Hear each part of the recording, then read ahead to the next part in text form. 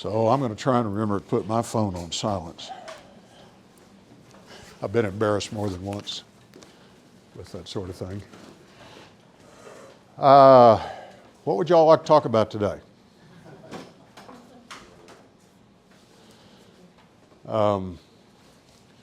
So over the years since we started this field project in 2009, I guess we've talked about fuel in one way or another here at Sun and Fun, about 14 times or so. It's been a really long road, but I think as you'll see, we're getting really close to the end of the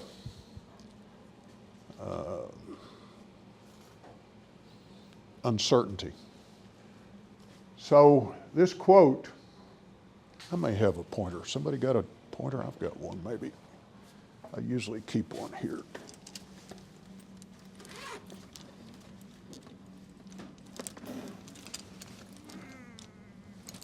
Yeah, laser pointer is at AWOL.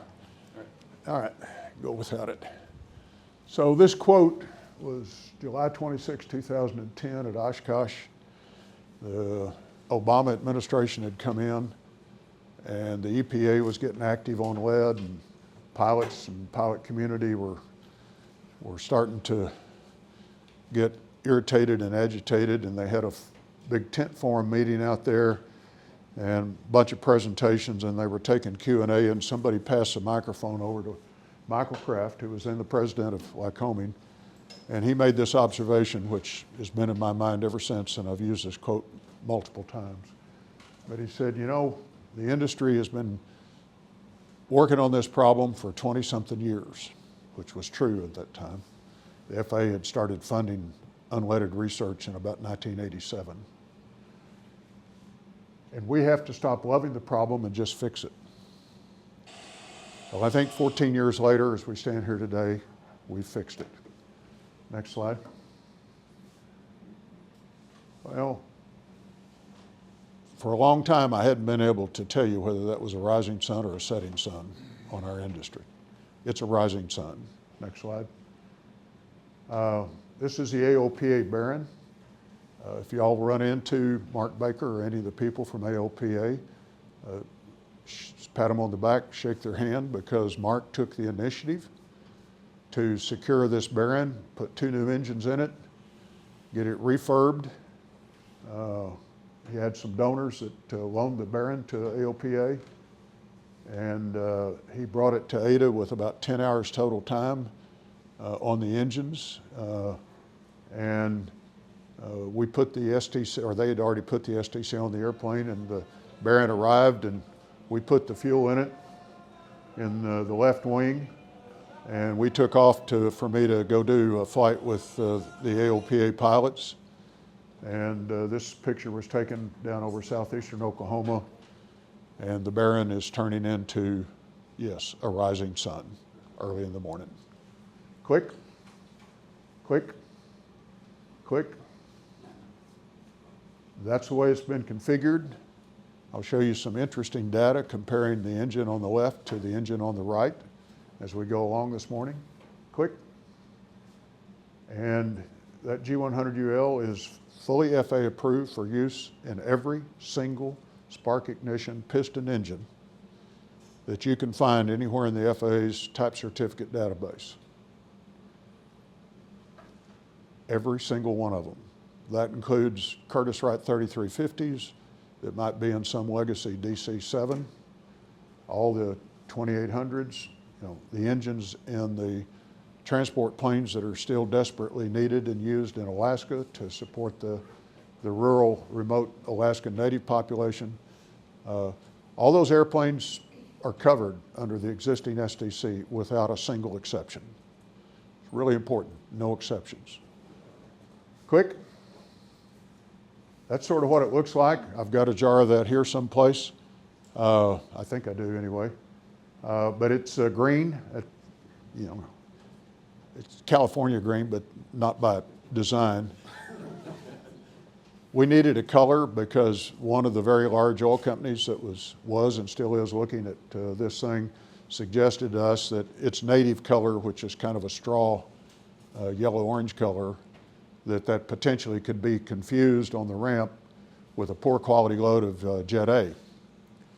And so we couldn't make it blue, but if you take the same blue dye that's in 100UL lead and you put it in a straw-colored fuel, blue and the yellow straw color, at least I learned it in 4th grade art class, that makes green. So it nicely turns into green. All right, click. I've already mentioned this, every airplane using any of those engines anywhere in the FAA's TCDS. Click. And somebody said, well, what about, you always get the what abouts, okay? So somebody said, well, what about the rotorcraft? Well, all of the engines for all the piston-powered rotorcraft are already approved. And last week I saw an 8110-3 from the most experienced rotorcraft FAA test pilot, now an outside DER rotorcraft test pilot, and he signed an 8110-3 approving the flight manual supplement for all the rotorcraft, both Part 25 normal and transport category rotorcraft. There's not very many transport category piston-powered rotorcraft left out there, but there are a few. So that should happen, it's imminent. Click. I guess one more. Yeah, so 650 of you good airplane owners have supported us already by buying STCs. We thank you very much. I hope the wait has been worthwhile. Click. These are the samples. There's more than these of placards that go on the wings around the fuel filler ports. Click. Here's an alternative placard that can be used. This one comes in black on white, or it also comes clear with white characteristics. If you want to put it on a black surface, you can do it either way you want to. Click. So this was the AOPA Baron. That's the right engine. Click. You got to notice the flag in the background. And click one more time. Here's the left engine. Click. So this is, the position that the industry should have, and it's the one that AOPA has been voicing, and that is that the move to an unleaded fuel is absolutely critical to the future of general aviation. It's a valuable tool. It can help us. This airplane is a tool that can help us, because a lot of people said, yeah, but I hadn't seen it flying a real airplane yet. It's just, la-di-da-di-da. This airplane's pushing it's here on the field. You can go see it over at the AOPA exhibit area. But right now today, I think it's pushing about 170 hours with the left engine running on G100UL. And I'll show you some of the results here shortly. Go ahead, click. Now that's the good Mark Baker. And I got to tell you, this guy took the bull by the horns. He went his own way, went differently from Paffy and Eagle. And he decided this needed to be done, and he made it happen. And the pilot owner community should be sure and appreciate AOPA for doing that. Click. So here's an example. Here's a screenshot where we're cross-feeding, one of the rare times that either engine saw the other fuel, but only briefly. And this is with both engines running on 100UL lead, and it's, if you look closely, it's doing 187 knots. And it is burning 14.6, 14.4, so call it 14.5. This is stable on the autopilot, 5-10 minutes on the autopilot in smooth air. 187 knots on 14.5 gallons an hour per side. 10 minutes later, both engines running G100UL, sitting on 187 knots, 14.0, 14.0. Half a gallon an hour difference on each engine. And you say, well, that's PFM, that's pure friggin' magic. No. If you go look at the laboratory analysis, the energy content per unit volume, when you go to the pump, you don't buy fuel by the pound. you buy fuel by the gallon. And the energy content, the BTUs per unit gallon, is typically 3 to 5% higher on G100 than it is on typical 100 lead. And the laboratory data tracks these real world results very, very precisely. This has been repeated in 3 different airplanes to my knowledge, at a minimum. But this was a nice demonstration for the AOPA people. Click, click. Again, 14.5 versus 14, and exactly the same airspeed. On the other hand, if you run this one up by half a gallon and sit there, so they're both burning the same, this one's going to be about 2 knots faster. Because it's running with a lean mixture, there's plenty of air. If you add more BTUs, you get more horsepower.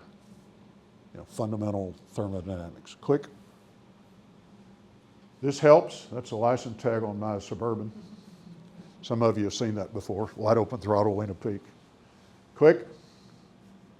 Yeah, you're going to save some fuel. Is it a big deal? Not really. Is it useful? You bet it is, because the stuff's going to cost more at the pump. There's no question about that, because the raw materials are premium raw materials that go to make it.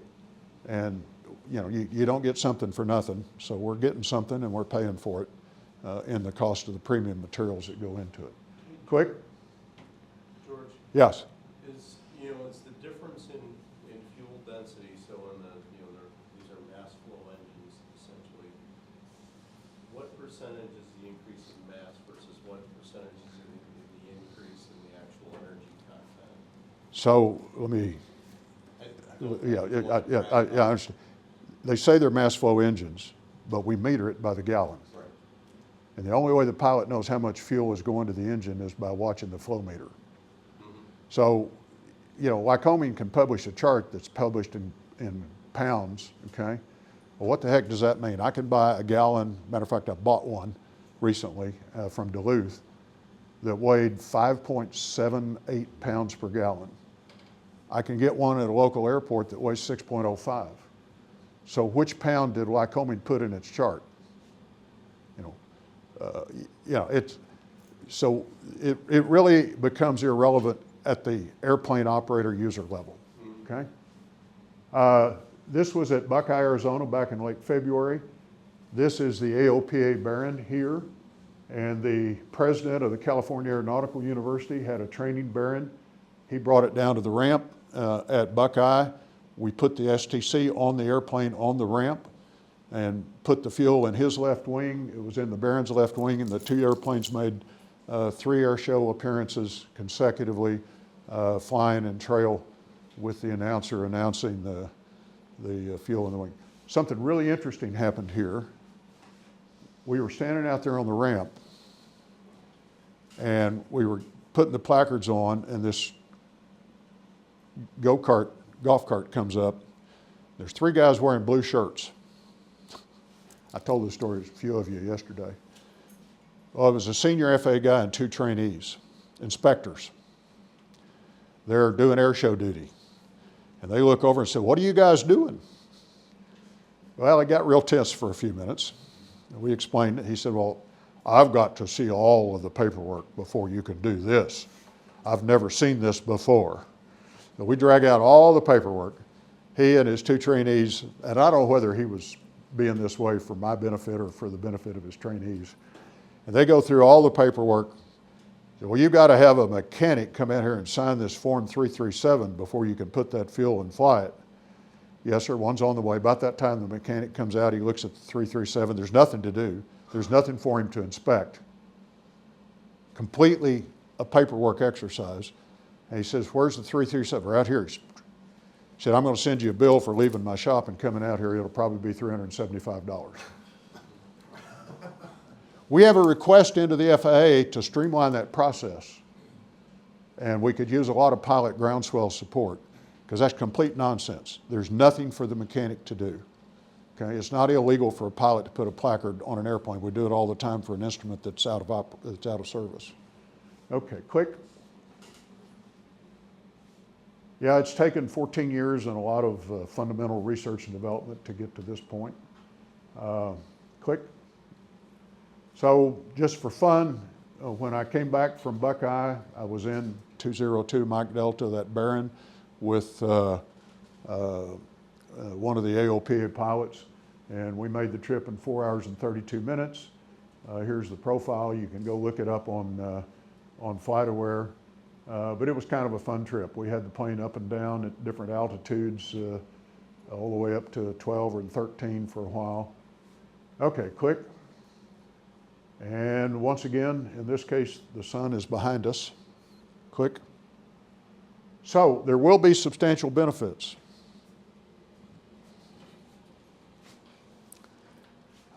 This is, I think, about 125 hours into runtime, and you're looking at the spark plug on the left versus the spark plug. The spark plug on the left-hand picture, I probably should have, is from the right-hand engine, and this one over here that's nice and clean is from the G100UL engine. Now, does this spark plug need to be pulled and cleaned? It's getting close. Does this one?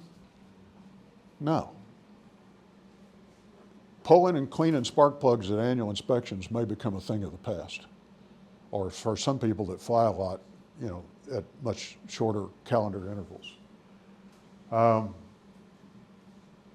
So there's a fun story associated with this. Give me a click. I may have you click back. See this engine? How many spark plugs are in that engine? Anybody? Real quick, do the math. 18 times 2. Times 2, 36. 18 cylinders? Back up. Oh. So I was asked to go down to the Commemorative Air Force place and talk with their head of maintenance, a guy named Matt Jackson at Redbird Dallas Executive. I got in there and we were briefing him on the unleaded fuel and its implications for the CAF. And he said, what's this going to do to our spark plugs? And I said, let me ask you this. I said, our 2800, how many spark plugs you got? 36. I said, how often do you have to clean them? He said, every 50 hours. I said, the last time I watched somebody do that, it took 3 or 4 men to take the cowl off. And it took them 3 hours to take the cowl off to get to the spark plugs, to clean them, and then the reverse to put it back together again. He said, yeah. He said, it's a real headache. So I shove that picture across the table. He sits there and looks at it, puts it down, and goes, we want to use the fuel in our engines. Because it's a big deal in terms of the maintenance activity. Click, click, click, click. So here's, we're talking about benefits. Here's another one. Now, we had seen data like this when we did the durability run on the Cessna at Embry-Riddle 12 years ago. But this is off this bearing. And the blue is the engine that was run on Blue 100 low lead. And the green is the G100UL. Those are the wear metals. It's not our data, it's Blackstone's data. Okay, it's from them. I've got their reports. But in general, on the significant wear metals, we're down 40%, pretty much, maybe 50%, pretty much across the board. And this is a little bit, it could be more than this because each of these engines have had, maybe 3 or 5% of their operating hours on the other fuel. So I don't know what the significance of that is. But this is pretty highly significant, and it's been consistent at every oil change through the whole thing. So if the wear metals are decreased by 40%, does that have an implication for something else about the life of the engine? Sure it does. It may be 5 years or 10 years before we know fully the answer, but it ought to make a difference in TBO, okay? Click. So it's just another example. This was on the trip back from Buckeye. We're up at altitude at 13,000. We're sitting there at 10.5 gallons a side, and we're sitting on 181 knots. All the temperatures are cool. The EGTs are nominal. I mean, every single pilot, from Tom Turner at the American Bonanza Society to the AOPA pilots, you can't tell the difference. Rick Durden wrote that article. You can't tell the difference, and that's the good news. Click. So, what are we looking at? Anybody know where this is? There's a river out there. It's got a big barge on it. Think that might be the Mississippi River? Anybody know how you say red stick in French? Baton Rouge. So this is at Baton Rouge. Click. And there's about 1 million gallons of G100UL lave gas. I think it's in this tank right there. Click. So when are we going to get to deployment? Give me a click. Well, when I put this PowerPoint together, laboratory testing was underway to fully conform this tank of G100UL lave gas. Oh, give me a click. And this is the color of the fuel that's in that tank. Had a sample pulled. Click. Click. So when? Give me a click. One more, Priscilla. What does the phrase commercially available mean? So somebody yesterday, I think it was Walt DeRosier at GAMA, click, made a comment that was reported later last night to me, and they were discussing this, and I think this is an accurate quote, but it's secondhand to me. Click. I can order it and I can get it. That sounds like commercially available to me. Give me a click. Click. Click. Why is that important? Because there's a consent decree in California that was signed by all the major distributors and by many of the FBOs, most of the FBOs out there. And it was originally, a standard environmental suit. We want you to put warning signs about lead on the gates and the fences and the bathrooms and the porta potty stalls or whatever around the airport. But it turns out there's some other language in the consent decree. And remember, it's not an order that's subject to being appealed because everybody signed off and agreed to it, as well as did the judge. But there's language in there that says when a lower lead, high octane fuel becomes commercially available, those FBOs and those distributors have to stop selling 100 low lead. So if they don't, some judge in Alameda County Courthouse is probably going to ask all of them to come pay a visit. So that's why those words are important. Click. However, as of today,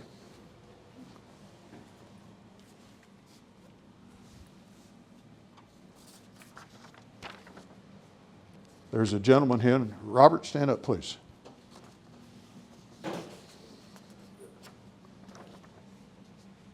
Can you back me up to that picture of Baton Rouge?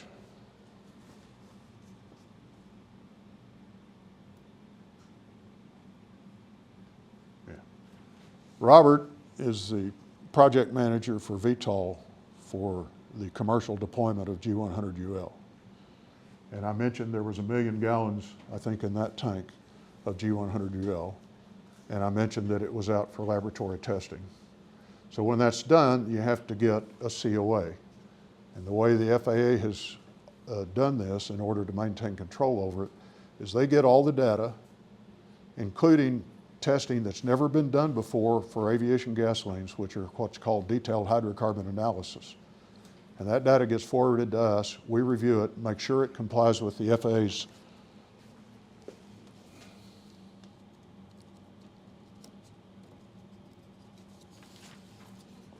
specification, which looks almost identical to an ASTM specification, almost paragraph for paragraph. And if the laboratory data from that tank complies with this specification, then this document gets prepared. And today, April the 10th, Robert, G100UL is now commercially available.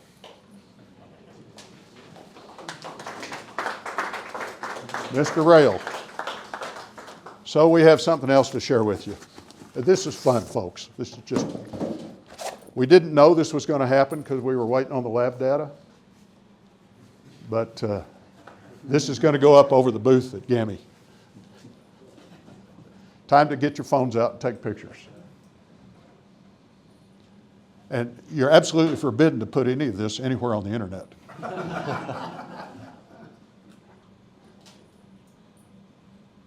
Okay?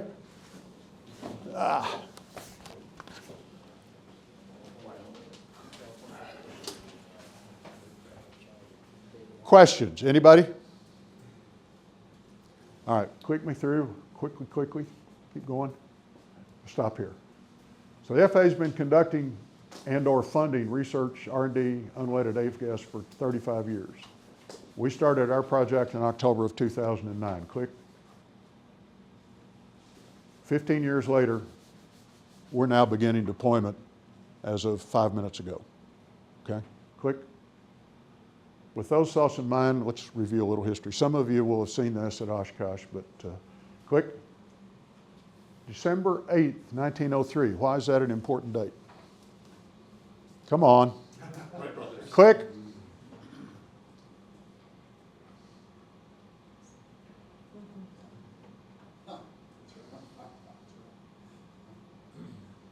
Click. Yeah. Click. 9 days later, December 17th, 1903. Click.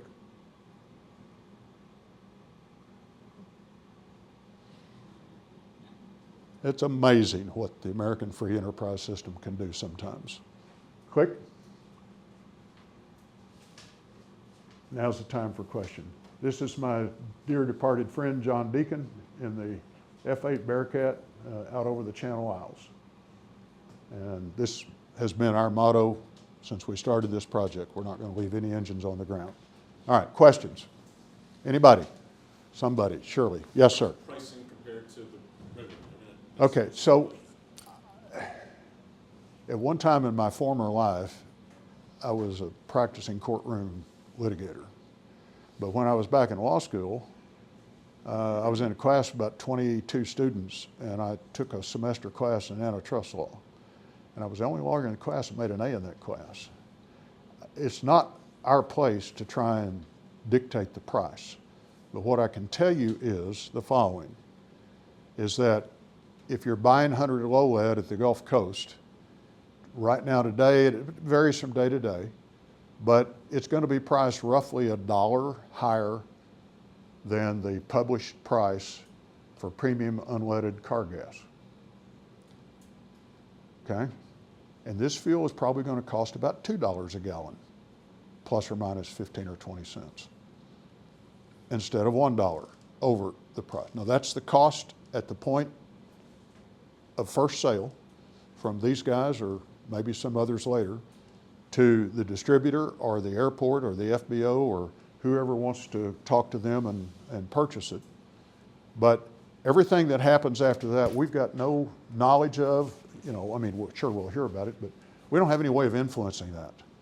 But there's nothing about the distribution chain involving this fuel that involves any more expense whatsoever than what exists already. And so the markups and the costs and everything else that go along for, 50 cents a gallon to move it from a rail car to a truck to the airport, none of that stuff should change. And if it changes radically, it's because, frankly, somebody's ripping you off. Yes, sir. Then you're next. Can you indiscriminately mix the two? Pardon? Can you indiscriminately mix the two? Can we indiscriminately mix the two? Got a half a tank, 100UL lead, All right. in one place, and they hand the thank you for asking the question, because I might have forgotten to answer it. The short answer is yes, but let me give you an example. Let's say you're an FBO and you're in California, and you see this announcement today, and you pick up the phone and you call your distributor and say, hey, look, I need this new fuel. I don't want to get back in court. Okay, well, we're going to get you some. It'll be there in 2 weeks or 3 weeks, but have your tank ready. Well, he's got to keep providing 100 low lead to his customers. So he keeps 100 low lead in the tank, but he kind of keeps it on the low side. Let's say he's got a 10,000 gallon tank, and he's got it burned down to 2,000 gallons, maybe 1,500.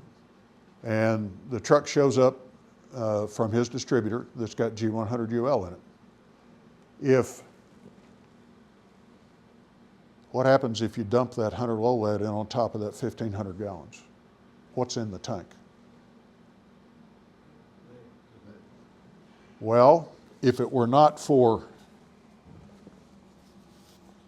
this document, this specification, which has a provision over here, and I'm not going to bother to identify it, but it's in here. I can show it to you afterwards, or come by the booth if you're interested.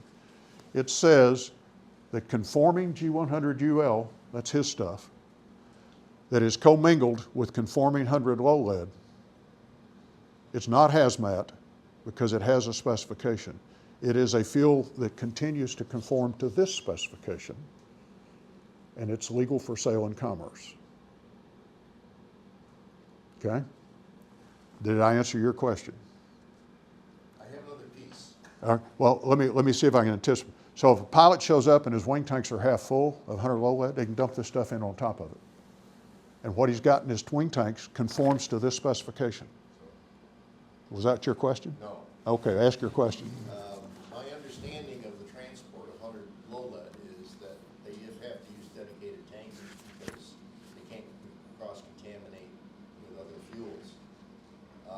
Does that mean now if the last time they hauled it, if they had 100 low lead in it, they've now got to completely decontaminate the tank in order to haul G100? Yeah, sure. So the answer is no. It's easier than dealing with 100 low lead because you don't have the lead component that requires a higher level of cleaning. Typically with any product, so you're going to clean and empty and dry the tank. But it doesn't require special considerations for the lead because it doesn't have that lead rest of George. Does this then lower the transportation cost because now you can use the same tanker that hauls fuels to haul this one? Information. I wouldn't get into. Because it used to be they had to be dedicated. That's Yeah. the only thing you could use that trailer for was 100 low lead, period. I'm not sure that that'll meaningfully change the price because realistically in a logistics system, people are going to have the tanks they're using for this kind of a product that they're moving around. Does it open up the possibility of bringing in other Lack tanks of a for that spec. fleet? Yes, but that's a little bit, in terms of, is that going to drive a meaningful logistics price? Probably not. So before I take your question, He just asked it. I want to make a couple of observations. I think I got an email in the middle of the night that there is a story in Aviation Week quoting extensively from the president of the National Air Transport Association, Kurt Castagna. And basically he says, well, you can't sell G100UL because it doesn't have a specification. Well, it doesn't have an ASTM specification. So it can't be sold in, it just, you know, I haven't read the whole thing. I just had to look at it at 1 o'clock in the morning.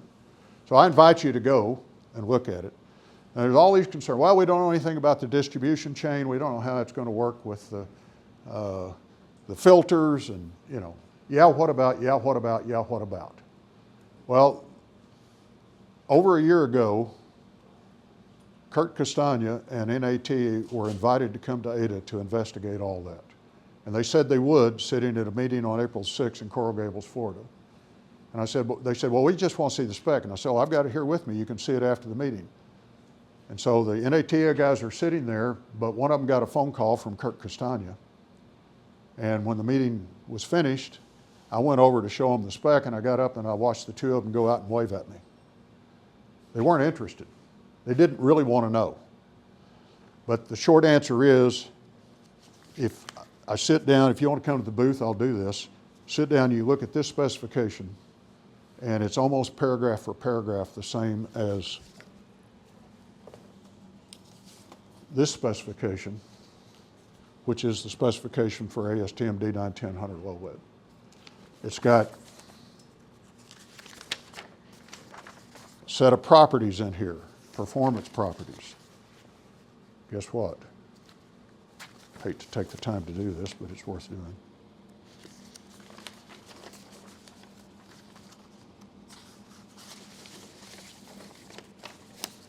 Yeah, this one's got a table in here that line for line mimics the table there. Continued on over to this page. I mean, just line number by line number. Virtually every single one of these performance test parameters has got a ASTM D910 specification by which those laboratory tests have to be run. All ASTMs. All ASTM laboratory specifications. And that's what they are in here, and they're exactly the same over here. Except some of them have been updated to modern tests because ASTM D910 is still using tests that were current state-of-the-art laboratory tests in 1941. Okay?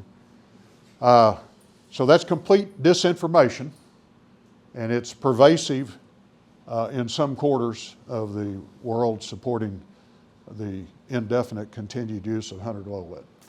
All right, questions? Yes, sir. I would just, now this is in your field, the 94 unleaded, that North Dakota dropped recently because of the valve recession. Would you care to comment on how your fuel might not do that, or So there's only one place in either Oklahoma or Texas that sells 94UL, and that's in Waco, Texas. And about 3 or 4 weeks ago, I sent a truck down there and bought 3 drums and brought it back up, put it on our test stand, and ran it. Today is not the time or place. If you want to come by the booth, I can show you the data, okay? But it had nothing to do with lead. It had everything to do with octane and spark timing, okay? But if somebody tries to tell you that the lead protects the valves, there's 2 taxpayer-funded studies, one in 1988 and one 2 years later. The second one was on an Aero Commander where they ran one engine on 100 low lead and the other engine on 100 octane isooctane. And the valves on the unleaded side were better than the valves on the leaded side. So there's good hard data to the contrary. And millions of hours of successful use of MOGAS. Yeah, and millions of hours of success. You just got to have the right octane. It's not the lead, it's the right octane. Yes, sir.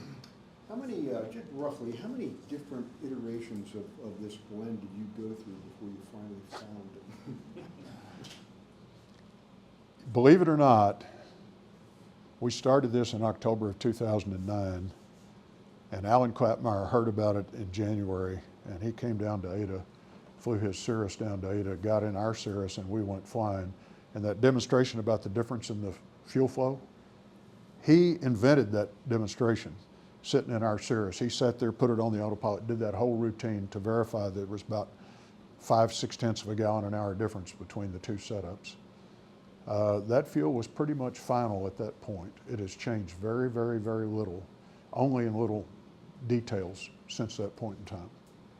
But probably between October and March, we went through 10 or 12, but understand, we built that test stand in 1999 at the suggestion of the former VP of Engineering of Continental Motors, Carl Goulet. And because it was such an incredibly capable facility, from 2002 or 3 through about 2008, several of the world's, banner, well-known major petroleum companies who didn't trust the FAA to do testing and keep it private, sent us candidate fuels for unleaded fuels to run and test and write reports on. And all of them failed. But we learned a hell of a lot about what does not work from having had the benefit of that 6 years, 7 years of experience. So it wasn't like we were starting at this, fresh out of the cradle. Good question, though. Yes, sir?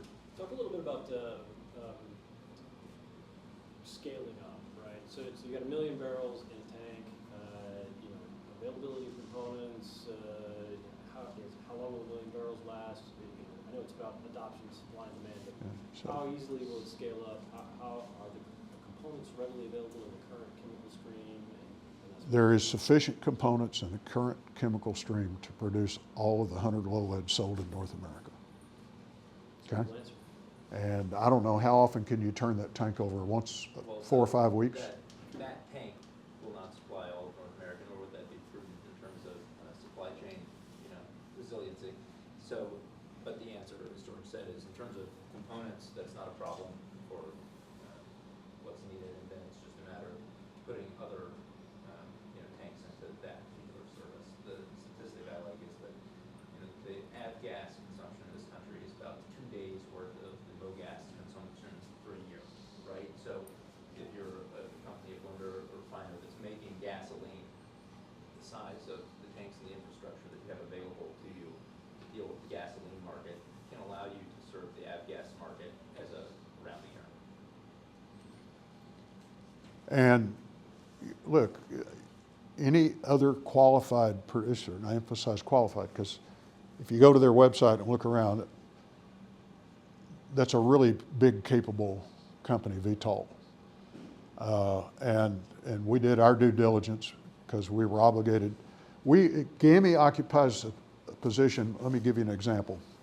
If Boeing designs a new hydraulic system, and it's a super duper hydraulic system, but it requires a special high pressure, high temperature hydraulic fluid. And they go out and they get it developed, they develop a specification for it. Well, Boeing doesn't manufacture hydraulic fluid. They go out and contract with somebody, or they license somebody to make the hydraulic fluid. But Boeing, in the eyes of the FAA, is the production approval holder for that hydraulic fluid. And as a production approval holder, we have to maintain and monitor those activities. Well, GAMI is the production approval holder for this fuel. And so that's why the data for the COA that we just handed him is data that comes to us, goes through our computer system, although I did it manually last night, late at night, and it goes through that, and then it turns around and it generates, can I see that again? It generates a unique number on here. It's called General Aviation Authorization Number 24041001. That's the first batch of conforming fuel that was conformed on April the 10th of this year, 2024, okay? And that's unique to this thing. But, everybody talks about the supply chain and you see all this noise from some of the industry alphabet groups about, well, we don't know about that. There's a provision in this specification that's entitled the Safe Use, Production, and Distribution of G100UL. And it's this paragraph right here. And basically it says everybody that's doing everything anything to protect the supply chain for 100 low lead needs to do exactly the same thing for this fuel. So all those industry specifications and everything else for how you handle fuel or recheck or resample fuel or verify it in a white bucket test or check the gravity for it, none of that changes. And it's all equally applicable to this fuel. There is one huge advantage for FBOs, distributors and producers, to this fuel versus 100 low lead. We added a requirement to this specification that is not in the 100 low lead specification, and that is that every sample of fuel has to be sent off to a reference laboratory, one that we have investigated and approved, and that sample gets a detailed hydrocarbon analysis. That's a DHA. That's a gas chromatograph, flame ionization detection, or a gas chromatograph mass spectrometer. These are fairly modern laboratory techniques. Fortunately, they've gotten less expensive over the years. And it turns out a list of the hydrocarbon molecules that are in that sample. And it's measuring them down to 1/100th of 1%. Okay? Now, let's say that his fuel goes to an airport in California, and 6 months later, some pilot takes off in a fog and he runs the airplane into a mountain, and the family is hollering, well, it must be that fuel that caused him to run into the mountain in the fog. So the NTSB shows up on the site, okay? And they hunt around, and maybe he's out of fuel, but maybe there's as little as that much fuel that can be found in a fuel line or a gascolator, a carburetor, someplace in the system. If they capture that fuel and properly preserve it, they can go back to the FBO, say, where did this fuel come from? Well, it's got that GAN number, 24041001, and they can then pick up the phone, they can call GAMI and say, have you got the detailed hydrocarbon analysis for that fuel? Yes. Where did it get run? It got run at Dixie Services in Houston. All right, we're going to hand carry this thumbnail volume, 20 milliliters, down to Dixie, and we want to have them rerun it to make sure it's the same fuel that was conformed originally. They can do that, and when they do that, the FBO and the distributor and the producer gets a pass on the fuel not being a conforming fuel. Even if it has been commingled with 100 low lead, because some of those molecules have very defined ratios, we can go in and do the math in a spreadsheet and guarantee on a witness stand that the G100UL that went in there was conforming G100UL. So there's some enormous litigation advantages that are associated with the way we've done this specification. Questions? Yes, sir. I asked him this question yesterday, but I'll ask it publicly. With the seeming deindustrialization of Germany, do you have any supply chain concerns? No, I don't. I think we've got that covered several ways, okay? The reason he's asking the question is one of the very small components that's in the fuel from 2.75 to 3.5% by volume is a component that comes from Germany, but it's other places in the world also produce it. Pardon? I didn't know it was that small. Yeah, it's that small. I thought it was in the 20-30%. No. And they make a lot of it, and they make a lot of the other isomers in the production run that have got a lot of commercial value, and they're just trying to commercialize the value of this, which is otherwise burned as waste fuel. Nice question, though. Yes, sir. We got about 3 minutes. Do you know if there's any of the fuel suppliers on the West Coast that have even considered producing 100 They're starting to wake up right now, and our phone is starting to ring. Sometimes when I go to pick up the phone, I wonder whether it's somebody interested in that sort of thing or whether it's somebody interested in going back to court in Alameda County, California. Next question. Because I get a lot of both, okay? All right, we're down to time's out. One more question, anybody? What about foreign approval? Pardon? What about foreign approval? About foreign what? Foreign approval. So is it Ah, FAA's? Thank you. Very good question. So we have a fair amount of experience doing EASA approvals, and we presently have the paperwork that's been sent down to one of the countries in South America that is seeking to, if you will, legalize or validate. We're doing the validation for the STCs in a foreign country in South America. We've done EASA validations before. We know how to do that. We will do that as soon as we get the fuel deployed here in the United States. So we should. Just a follow-up question to that. Yeah. When is that happening? Right, so like now it's commercially available, like are the trucks rolling tomorrow? Like how fast is this Hey, look, all they got to do is pick up the phone and order it. And the beauty of what Robert Emmett did in selecting this place there at Baton Rouge is it's on the river, and a river barge can load up and take fuel to Pittsburgh or all the way to Minneapolis or Kansas City on the Mississippi-Ohio River system. Or an ocean-going barge can go down the river, out across the Gulf, go to South America, or go to Europe, or go across Florida and up the East Coast from this location. Plus, there's a transcontinental rail line that goes right by there from East Coast to West Coast. So there's good deployment capability from there, but that's just going to expand. There is already a process in place to deploy this fuel all over Canada for our Canadian friends.